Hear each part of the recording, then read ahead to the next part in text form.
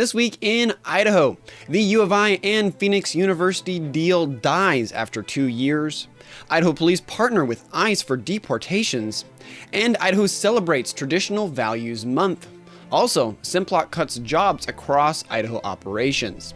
That and so much more. This is the Yokel Idaho Midweek Report, where we give you an overview of the news in Idaho for the last week. Welcome! I hope you had a blessed week. Sorry if my voice is a little bit hoarse.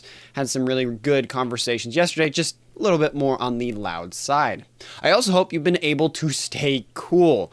I was looking at the weather for different parts of the state, just a little bit curious at how much warmer it got in the rest of the areas.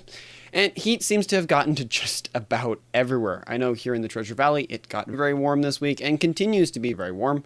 Thankfully, when you're listening to this in the Treasure Valley, there should, I think, be a thunderstorm. Hopefully it cools off on the rest of the state, but leading up to Wednesday, I know it has been very warm. But with that said, transitioning into our stories for today. For the first half, we have Idaho law enforcement working with ICE, very encouraging thing to see, and Idaho Traditional Values Month, pushing back on the June Pride Month as it's dying a little bit. And then for the middle, we have news about a driver license scam you should be aware of, a church rights case that's happening here with the Idaho Supreme Court, and as we just alluded to, Pride being on the decline in Idaho. To a degree. We'll get into that more, so stick with us. And to close us out, we have news on what your Idaho senators are doing with the big, beautiful bill, which every time I read that, it makes me chuckle of how that's structured. But also, we'll close out on moon trees, which is another funny or interesting story, depending on how you look at it. So please stick with us to the end for those and much more.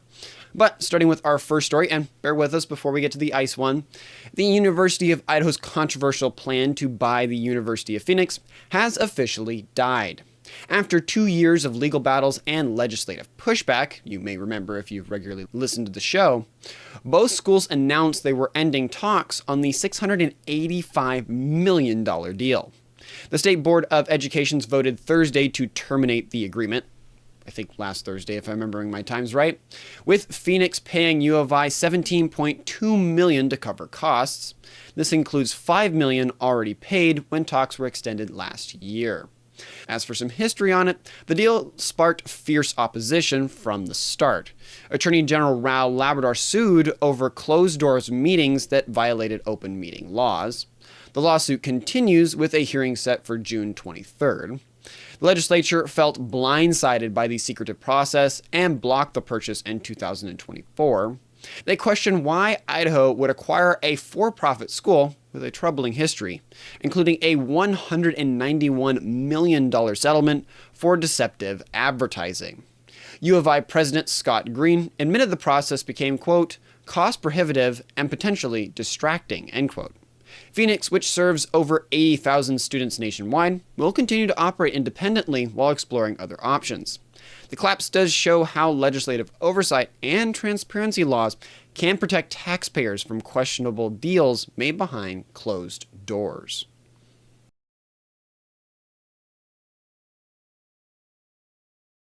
And speaking of the story you've been waiting for, Idaho State Police will soon help ICE transport convicted criminals who entered our state illegally directly to federal detention centers.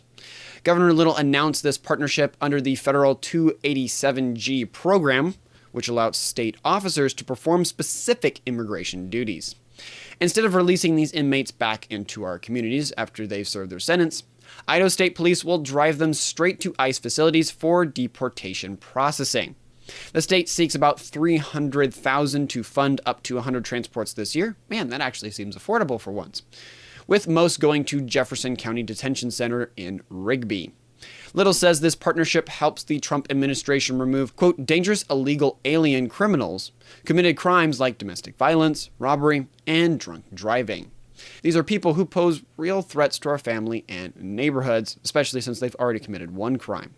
Acting ICE Director Todd Lyons praised Idaho for making communities safer through this program, noting it prevents federal agents from having to make risky public arrests. This agreement follows the spirit of House Bill 83, our state's immigration enforcement law, which you can check out on our bill breakdowns, that has faced legal challenges, mainly the fact that it can't be enforced at the moment. Under the 287G program, we can move forward with transporting regardless of ongoing court battles. With all that said, the ACLU of Idaho opposes the partnership, shocker on that one, claiming it will harm immigrant families and cause constitutional violations. However, state officials emphasize this only targets people who have already committed crimes and completed their sentences, not law-abiding residents. The State Board of Examiners must approve the funding before transports begin, so we'll have to see how that progresses. And speaking of something that I think we'd all agree lawmakers did well on, Idaho lawmakers made history this year by establishing Traditional Family Values Month, running from Mother's Day through Father's Day. The legislature passed resolution recognizes families with a mother, father, and children as society's foundation. For the impact on it, last week, Coeur d'Alene's City Council adopted their own proclamation for the month, drawing a standing room only crowd of about 125 supporters to the library community room. Families with children cheered when Dan Gukin read the proclamation declaring May 11th through June 15th as Traditional Family Values Month in Coeur d'Alene. The proclamation, though, comes highlighting a concerning trend. Only about 17.8% of Americans now live in nuclear families, down from the 77.5% of children who lived with married parents in 1960. Single-parent households have since doubled. Stephanie Fetzer from the tradfamily.org thanked city leaders and legislators, saying, quote, "It's time to celebrate, honor, and lift up traditional family the way God intended," end quote. She emphasized that this sets a, quote, "gold standard for the success of our society," end quote. Former city attorney Mike Gridley challenged the proclamation during public comment, arguing lifestyle freedom for all residents. You can infer what that means. In conclusion, the month celebrates different families' roles each week, ending with fatherhood and marriage between men and women, which is a very refreshing result for June after so many years. And on a little bit of a sadder note, but applying to much of the state, our state's largest employer, or one of them, has quietly cut jobs over the past few months. J.R. Simplot Company began laying off workers in April, and employees say the company gave them no advanced warning. The Boise-based agricultural giant won't say how many people lost their jobs, but workers have posted on LinkedIn about being let go. The cuts appear to hit both the company's Boise headquarters and international operations. What's concerning is that Simplot didn't file the required federal notice when companies cut 50 or more jobs within 30 days. This suggests they either laid off fewer than 50 people at a time, or they should have filed paperwork that they didn't. Company spokesperson Josh Jordan says they're, quote, "adapting to market environments," end quote, and focusing on growth.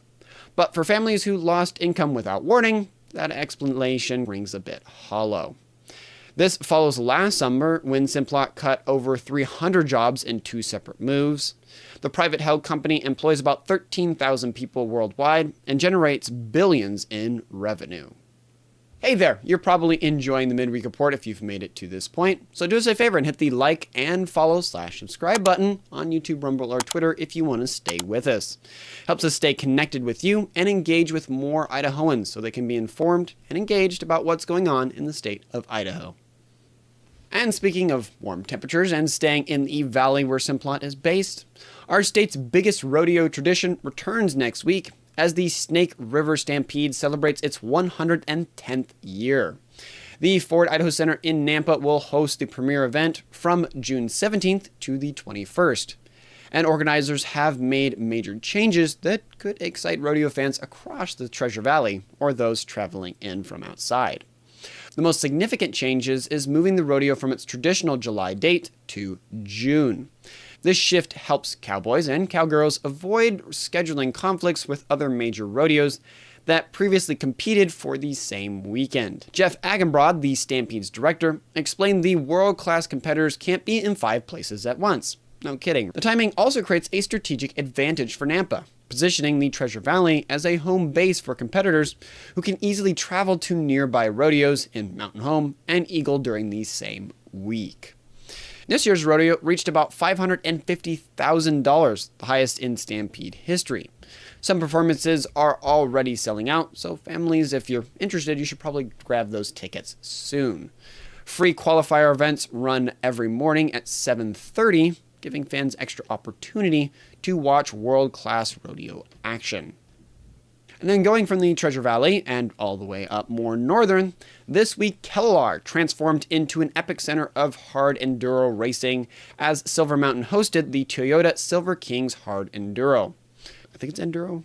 To put it into context, we're talking about the second stop on the FIM Hard Enduro World Championship, which, if all those words don't mean anything, it's the only one that happens here in America. Now, what exactly makes this special? Elite athletes will tackle Silver Mountain's brutal terrain. These riders don't just compete against each other, but to a certain amount with the mountain itself.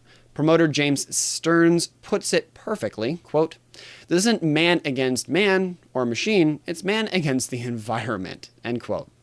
Kellogg earned this honor because their terrain delivers exactly what the hard enduro demands, rugged challenges that push riders beyond normal limits. Plus, the community there embraces dirt bike culture, I would say the whole state as a whole, in ways that many places don't, so it's a very friendly place for them to do it. The action kicks off tomorrow with riders parading through downtown Kellogg at 7 p.m. Then Thursday, it brings free street events, while the main mountain races happen Friday and Saturday, so you might mark your calendar if you're up north. With a $100,000 prize and 13 different skill levels, this event hopefully is going to welcome everyone from the Weekend Warriors to World Champions. Last year brought over about 5,000 fans and 50 riders to the valley. It's pretty incredible that Little Kellogg can host one of motorsport's biggest events. And then coming back down to the Treasure Valley, I know we're going up, we're going down, we're going mid, we're going down, but we're getting a good, nice range. Fred Meyer plans to open its first Caldwell location, making it easier for those living in Canyon County to get groceries. The company will build a 155,000 square foot store at the Middleton Road and Highway 20/26, marking Fred Meyer's 8th location here in the valley. The store will create around 250 jobs, give or take, for local residents when it opens late 2026 or early 2027. Hey, they gave a range. That way they're not actually delayed. Beyond groceries, the location will feature a pharmacy, fuel center, and Starbucks, giving Caldwell families a convenient one-stop shop. Mayor Jerome Wagner welcomes the economic boost, noting how the city will create jobs and strengthen the city's foundation. This announcement also follows Caldwell's earlier news about a potential Winco Foods location, which we have one, just adding one more there, showing continued business confidence in growing westward in the valley. This expansion comes after Kroger's failed attempt, but as you may remember, instead of merging with competitors, Fred Meyer now focuses on building new stores where families need them most. And speaking of something that applies to the whole state and something that has been around as long as humans have been sinners, scamming. You may have had scam emails flooding your phone with fake texts, but a new one is about unpaid traffic tickets and star cards. But don't fall for it, they're actually not the case. These criminals stole about $63 million from Idaho last year, and now they're targeting people with official-looking DMV messages. Attorney General Raul Labrador warns that legitimate government agencies never demand payments through texts. As for what to look for, these scams look like you get a text message claiming your license was suspended unless you pay immediately through a suspicious link. Some target star card applications promising faster service online. But here's kind of what to watch out for. It usually will require urgent payment demands, threats that you will be arrested or suspend your license, and sketchy website links or requests for gift card payments. Do remember though, with all this, you can only get your star card in person at the DMV office. Our state agencies will never text you to demand money. If you receive these texts, don't click on anything. The links are dangerous with anything in tech, but do also report them to the Federal Trade Commission and then delete them. These predators especially target our seniors, so hopefully warn your family members and neighbors if you know they're a little bit less up on the up about technical things. That way we can protect each other from these thieves and also hopefully keep the system and trust of the DMV intact. Which, on that, as I just alluded to. If you know some family members that news would be helpful for, or people up in northern Idaho, especially if you live there, that would be interested in going to the Enduro competition, please don't hesitate to share this episode. It helps Idahoans be informed and engaged in what's going on in our wonderful state. And then coming back to the valley here a little bit, but something that I think will apply to the whole state depending on the ruling that comes out of this. A Canyon County church could win a major victory for religious freedom here in Idaho. Truth Family Bible Church has filed a federal lawsuit against Sage International Charter School, who kicked them out of their rental gym space. The dispute started when Sage International applied for $15 million in public bonds to upgrade their facilities, as schools will do. State officials told the school they had to cancel the church's lease because Idaho's Blaine Amendment blocks religious groups from receiving any taxpayer resources. The church had been renting the gym for Sunday worship services. Now, Truth Family's lawyers argue this violates their First Amendment rights. They point out that Sage International kept contracts with secular groups while targeting only the church. Now, this is where we kind of get into the interesting part of the case. Even Attorney General Raul Labrador's office disagrees with how state officials applied the Blaine Amendment. Labrador's team says the Housing Authority got it wrong when they forced the lease cancellation. As for this, as it comes all together, a federal judge will hear arguments on July 29th. If the church wins, it could also protect new school choice tax credit program, which critics want to challenge using the Blaine Amendment, so covering that as well. This case also, more directly, affects how we balance religious freedom with state constitutional limits across Idaho. So it'll be very interesting to see what happens with the ruling. And going from church to pride, almost hear like that's a sin in scripture. While Boise organizers canceled their pride season kickoff due to poor ticket sales and moved it to September, other pride groups across our state pushed forward with similar events this past weekend, sadly. The Canyon County Pride took place Sunday in Nampa, last Sunday, where organizers tripled the event's size from last year. Might be a little bit because the event was canceled in Boise and people went over there because they got to get their pride out. Over 4,000 people attended the 8-hour celebration at the Lake Park, despite Canyon County voters supporting President Trump by a 72%. Interesting how that works out. Might be some people from outside the area. I don't know, just a suggestion. Organizers acknowledged facing community resistance, with about 20 peaceful Christian protesters/witnesses gathering at the entrance. And then also up north, meanwhile, Coeur d'Alene hosted its annual Pride in the Park event Saturday, expecting what organizers called a record turnout of over 2,500 attendees. Dr. Sarah Lynch from the North Idaho Pride Alliance claims the event shows, quote, North Idaho cares about the LGBTQ+ community, end quote. The contrast is striking, though. Boise Pride organizers admitted that, quote, despite strong interest, attendance did not reach the level needed, end quote. Blaine Gonzatti with Idaho Family Policy Center told reporters that, quote, American people are fed up with the increasingly radical pride agenda, end quote. This mirrors a national trend, as you may have noticed, where corporate sponsors are pulling back from pride events, or at least not changing their logos on Twitter. New York's Heritage of Pride organization now faces a $750,000 shortfall as 25% of corporate sponsors have withdrawn support. While these events continue in some communities, the Boise cancellation suggests that many Idahoans are growing more opposed to supporting such programs/events, especially as families continue to fall apart due to it, and more people are detransitioning and warning of the dangers of the movement, plus the fact that God's word says it's not good to do. And speaking of Boise continuing to grapple with pride flags along Harrison Boulevard, which come out each year like flowers, in Boise were vandalized again this last week, marking the 4th straight year people have vandalized these displays during Pride Month. Police report that vandals damaged or stole about 20 flags. This pattern repeats each June when the North End Neighborhood Association and Boise Pride hang rainbow flags from city-owned poles lining the historic boulevard.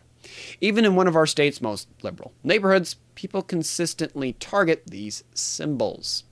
For some context, the vandalism comes as controversy swirls, if you haven't heard, around a new state law that restricts what flags government entities can fly here in the state of Idaho.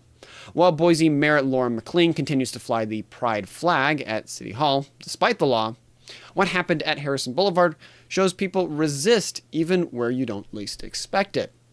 Police continue investigating, but after 4 years of people vandalizing these flags, the message, I would say, seems pretty clear. These symbols divide rather than unite, which is what their promoters argue, even in areas where supporters assume they're welcome.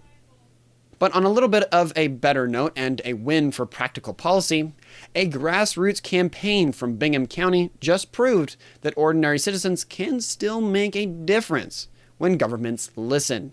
Governor Brad Little signed House Bill 146 in March, and it has already changed how wind farms operate across our state.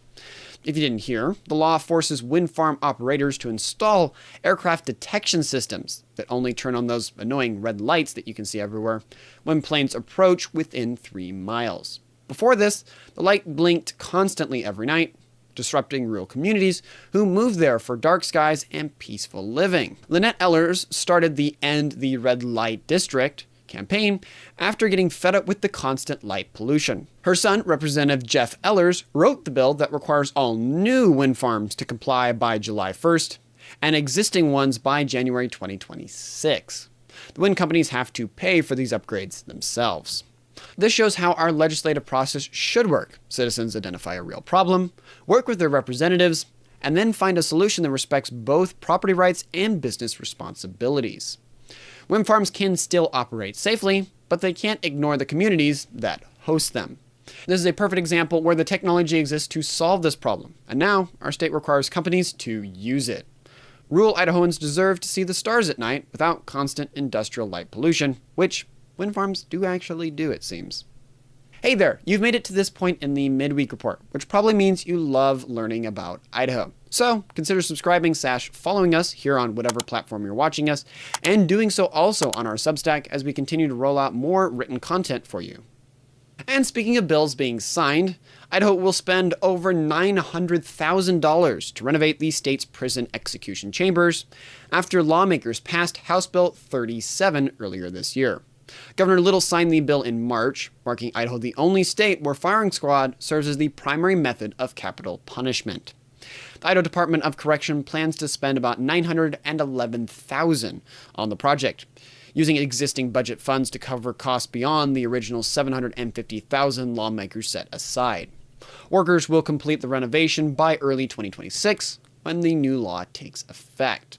The change comes after prison officials failed, as a little bit of context, to execute Thomas Creech in February of 2024 when they couldn't locate a suitable vein for lethal injection. Creech remains on death row along with 8 other convicted murderers. The state has paused all convictions until workers finish renovating the chamber at the maximum security prison south of Boise. Construction will take 6 to 9 months and effectively puts the execution chamber offline during that time. 4 other states allow firing squad, but none use them as their primary execution method, as a little bit of an interesting side note. Hopefully it speeds up the process and makes it more just. And speaking of something I hinted out at the top, and going more national but connected to Idaho, Senator Mike Crapo, as Finance Committee Chairman, sits at the center of Trump's massive tax battle. The Big Beautiful Bill passed the House with 215 in favor and 214 against last month. Very slim margin. And now Crapo faces the challenge of getting it through the Senate. In a Capitol Office interview, Crapo said he believes the bill will, quote, supercharge businesses large and small, generate more jobs and higher wages, and, quote, make the United States economy the dominant economy, without question, in the globe for the foreseeable future, end quote. He called it potentially, quote, the most significant thing we've done in our service in Congress, end quote. Crapo has repeatedly warned that without action, Americans face, quote, the largest tax hike in U.S. history, end quote, with over $4 trillion that would hit families earning less than $400,000. To put it into context, an average family of 4 making about $80,000 would see a $1,700 tax increase. However, like most things at the national level, our senator faces some opposition, even from Republicans. The Congressional Budget Office projects the bill could actually increase the deficit by $2.4 trillion, opposite of what Republicans hoped for. Deficit hawks like Rand Paul demand at least $2 trillion more in spending cuts to get it a little bit lower, while moderates worry about rural hospital closures from Medicaid reduction. Granted, I think a lot of the reduction has to do with the fact of people, mainly illegals, not being on it. With only 53 Republican senators, Crapo can only lose just 3 votes to make it pass. When pressed for details about specific provisions, Crapo has remained tight-lipped about telling reporters, quote, "I'm not just going to comment," end quote, "on business tax cuts," end quote, "we're working on that right now," end quote, referring to Medicaid changes. The stakes couldn't be higher for Idaho families and American families facing potential tax increases if the 2017 cuts expire. And coming to our second to last story here, and related to one we reported on last week, Idahoans in Boise's North End are pushing back against another oversized development that threatens to change their community forever. Developers want to build a 6-story condo building at 8th and Franklin, and longtime residents aren't having it. Stephen Brown, who has called the North End home for 30 years, captured what many seem to feel, quote, "I don't like it when buildings are so big they block out the sun," end quote. He remembered when kids could play foursquare in the street, the kind of a neighborhood community that massive buildings destroy. The proposed building would house about 13 units, some nearly 3,000 square feet, with underground parking. But residents worry about more than just size. Cliff Green points out that locals, quote, "can't afford to live in the North End anymore," end quote, and that this development will make things worse. Families worry these projects could push out multi-generational residents who built that community. The city will need to approve the final design, but the pattern seems to be clear. Boise keeps approving developments, or forcing developers to make them larger, that prioritize the developer's needs or housing density over the neighborhoods. The question does remain, when will Boise's leaders start to listen to the people who actually live in those areas? And coming to our last and fun story, Idaho has welcomed some truly extraordinary visitors. Trees that have traveled over 1 million miles as seeds before finding homes here in Idaho. Idaho State University Museum of Natural History received a Douglas fir moon tree from NASA's Artemis I mission. Man, that thing leaked a ton when it had to get off the pad. While American Falls High School got one in 2024. These seeds journeyed about 1.4 million miles around the moon aboard NASA's Orion spacecraft in 2022. They're part of an educational program that challenges students to explore what space travel means. Quote, "We're going to use it to enhance our educational program," said Amber Toons from ISU's museum. For a little bit of history, this marks the second generation of moon trees. The first batch flew with astronaut Stuart Rosa on Apollo 14 in 1971. Remarkably, ISU received one of those original trees in 1976, but it mysteriously disappeared over the decades. I'm not sure why, but it did. American Falls student Brianna serves as a custodian for her school's tree, using it for her senior project to teach elementary students about space science. ISU plans to plant their moon tree during the university's 125th anniversary celebration, where hopefully it will inspire future generations to reach for the stars. And speaking of reaching, I'm going to have to go reach out for some other stuff, and that means I have to leave. I'm so sorry. But thank you for listening to the entire report. I sincerely hope you found it enjoyable and valuable. If you like the Midweek Report, make sure to check out our other content on our YouTube, X page, and Substack page for more written content. Also, if we missed any important points or provided incorrect information, please feel free to reach out to us via email or on Twitter by tweeting us at @LocalYokelIdaho. With the small team we have, we're not able to cover everything, but we do our best to cover the most interesting and important stories. Thank you for your continued support and assistance. That's all for now, and I wish you a fantastic rest of your week. Godspeed.